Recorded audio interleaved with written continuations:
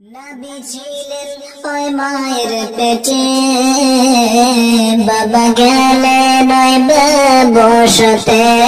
নবী ছিলেন ওই মায়ের পেটে, বাবা গেলেন ওই ব্যবসাতে।